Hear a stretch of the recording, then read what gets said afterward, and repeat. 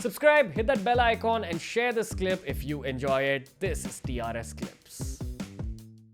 So, Pacey News today will begin with Joe Rogan. Viraj and me break down a lot of Joe Rogan because we've been watching Joe Rogan since engineering college. Before we get into the dope, what's your quick outlook on who he is and where he stands in the world of pop culture?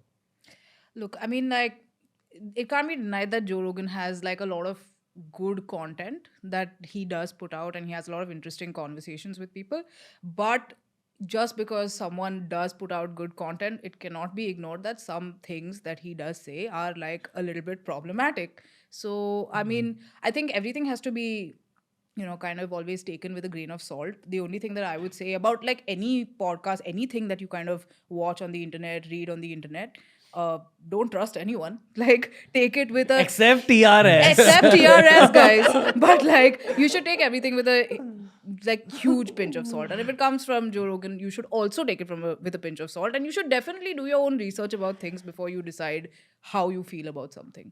Okay. Now we will talk about Joe Yeah, Rogan. please go ahead. Because we Please are go real ahead. fanboy on him. Please go ahead. Dude, Joe Rogan! Joe Rogan! We love Joe Rogan. His episode with Elon and Jordan. No. But in assuming that people know that we are Joe Rogan fans, as I think most urban men all over the world are, I believe. Am I right in saying that? Yeah, I mean, Yeah, most men. I mean, I wouldn't generalize like that, but like you, like, yeah, I've it's rarely sort met of I've rarely met men who say bad things about Joe Rogan until recently, where people started dissing him and calling him an anti-vaxxer. I've spoken about this earlier on the podcast we did with Varun Duggi, and again, he's not said that you don't take the vaccine. He's trying to understand the concept of vaccines, and he himself is not comfortable with it. We're not anti-vaxxers. We've both gotten double shotted, triple shotted. put the certificate here, dude. But my Yeah. point is, he's coming under a lot of scrutiny for Viraj.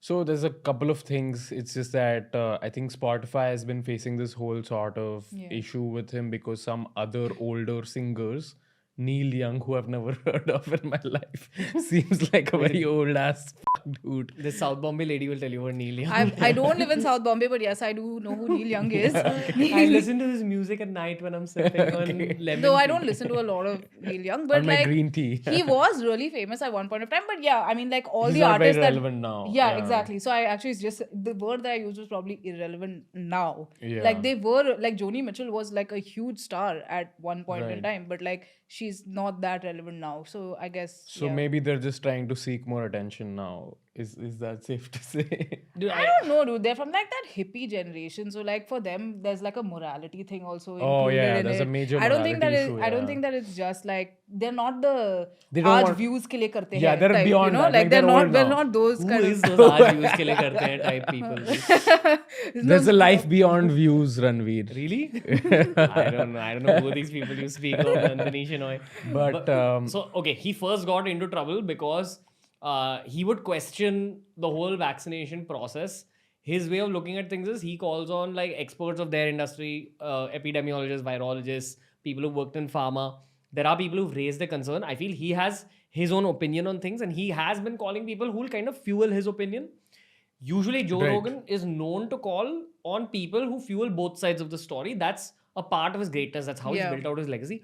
Joe Rogan didn't have as great a legacy back in 2012, 2013, and we used to listen. We used to kind of look at it as a casual podcast, and it's become culturally extremely mainstream, which is why there's much more to lose. I also feel he's taken away a lot of audiences of traditional news media, and he's definitely being targeted because I saw a clip that, and I'm not defending him here. I'm saying a part of this whole war is that he is definitely targeted by big media houses. There was a clip actually that CNN ran, I think, where when Rogan got COVID himself, he treated himself using something called ivermectin.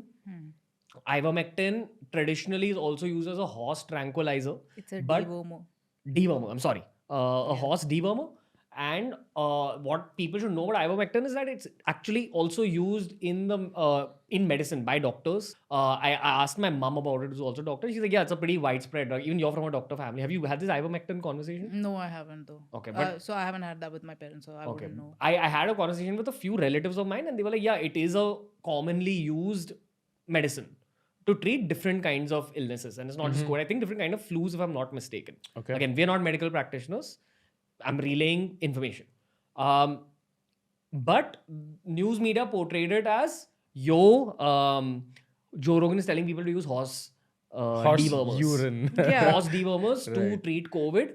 And they kind of drew out this intense negative narrative Image about of it. him, yeah. Now, if there's anyone who's not kept up with his podcast, and his podcast is difficult to keep up with because he does 3 hour Right. episodes 5 times a week. Yeah. You can How take can you- anything out of context very easily. Yeah. Yeah, for sure. I mean, they've definitely picked on the thing that is going to sell the most in terms Sell of the most, yeah. whatever their spin is, Yeah. right? Anyone who's got maximum clout, maximum search engine power, maximum numbers, you usually try placing that person's name in your work so that it takes off in terms of Yeah, that's just a YouTube Google algorithm. That, like Yeah. many YouTubers we know do the same thing. It's the same logic as over-reporting about Bollywood shadi or over-reporting Bollywood gossip because you know it'll sell.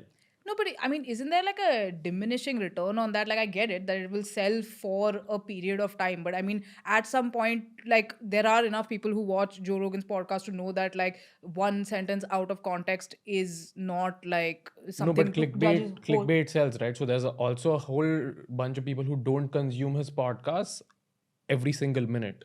So people who sort of anyway hate his ideology just need to nitpick, just need to find that one sort of, No, I understand that, flaw but in him, it's just that, like, the news cycle also has a lifespan, right? So Right. yeah, right now we're talking about Joe Rogan, and like for the next 3 weeks, people will probably talk about Joe Rogan. But I mean, eventually, it's not going to harm Joe Rogan's numbers. In fact, it's no, only it's probably only going to help him. his numbers. Which reminds me, let the agent tell you about what happened. Yeah, after that. so everyone was all like, "Oh, Joe Rogan might miss out on the Spotify deal, or he might lose out on a lot of money and all." Contrary to that, so first of all, Joe Rogan has a very solid contract, and I feel like if Spotify, falters on the contract, they anyway have to pay him up. Yeah. And they won't do that because they know Rogan brings in a lot of numbers. So there's another platform called Rumble, whose CEO has already given Joe Rogan another offer that if you ever consider moving out of Spotify, here's $100 million contract over the next 4 years. And it's I think one up better on the Spotify contract because the Spotify contract was 100 mil over 5 years. And Rumble, I didn't even know there was a company that existed like that. So it's fantastic marketing for them. Yeah. They also said that we won't censor your podcast because after Yeah. this whole COVID situation, where I won't say he was encouraging anti-vaxxers, but he was adding fuel to that conversation. Yeah, for sure. He wasn't like shutting that conversation down, Yeah. which I think is what the major issue is, that like he kept that conversation alive. And because Joe Rogan generally has so much credibility, the fact that he put his voice behind that is what made it even more problematic. On the flip side, the argument can be made that like you don't have to watch his content. Like he is Of free course. to do whatever he Yeah. wants to. Yeah. But I mean, there is, I guess, But he does influence a lot of people. So Yeah, he exactly. needs to There be is like some mindful of his responsibility, like right? content. Yeah. for with sure. great power comes great responsibility. Great dahi. Yeah, with great power comes great dahi. Because you can make it in your microwave. But Advantages Yeah. of having old friends in life. So Rogan, Rogan. the person who's going to get fucked the most is actually the Spotify CEO, and I think he's facing the most amount of brunt, both from the right and the left, because Daniel Ek. Danny Leck or something, and he's basically said it out in public and to his employees that, hey, we don't back a lot of Rogan's comments, but we're not going to deplatform him because he f***ing brings the moolah, basically. That's not what he said, but that's the point. You know what I admire about Rogan is how fucking consistent he's been with his content releases. Right. I'm Yeah. a content creator. I see it from that lens. Dude, I know what he was in 2012 and 2013. Like, Ronit Pitle was our friend in college. Used to keep telling you, watch his show. It's a great UFC podcast. Right. And it was nothing back then. He had just started bringing on historians. This was at episode number 900 or 800 or dude, something. you were watching Joe Rogan's content maybe when school also. No, that was Fear Factor. You were also watching it. Fear Factor When is you used to fine. host Fear Factor. Fear Factor was fine, but I distinctly remember having a conversation with you about Joe Rogan. Maybe it was 11th or something. Yeah, Maybe. it was college. Joe Rogan started his podcast when we were in college, when we were in engineering, like our first year. Okay. So that's around the time I discovered, and I have too much respect for him as a content creator for just staying consistent and growing his brand. And I feel I strongly feel he became way more intelligent as the years passed because he got access to a lot of professors. He got access to The top people- experts in each and every industry. Yeah. Dude, and as a podcaster, because I've spoken to like about 250 different people, all good with their work. Okay, I do a deep dive into their minds, and I kind of see how much data is there. And there's some people who'll just shock you with the amount of data. Okay, Right. Abhijit Chavda, Saket Modi, all these guys, Yeah. Radhika Gupta, incredible amounts of data, but Yeah. there is a limit to all of them. All of them. Hmm. But as a listener, when I hear Joe Rogan's podcast and I hear his input on other people's subjects, I realize that, dude, this guy's head is deeper than anyone I have spoken to. Right. And that's happened because he's grilled himself over 10 years, 4 episodes a week, 5 episodes a week, constantly learning from the world's best people. Right. I'm telling you, as a podcast listener, as well as a podcaster myself, I think he's one of the most intelligent people I've come across In a in while. media in my life, and I think he's one of the most intelligent people I'll come across ever. So I think he has that right to hold that massive audience. Right. And I think it is his right to question. He's a human being. That's who he is. That's his internal. But I mean, motivation. the counter to that is also just that he's a generalist in many senses, right? Like when you mention someone like a Saket Modi or an Abhijit Chavda, they're like experts of their own subject.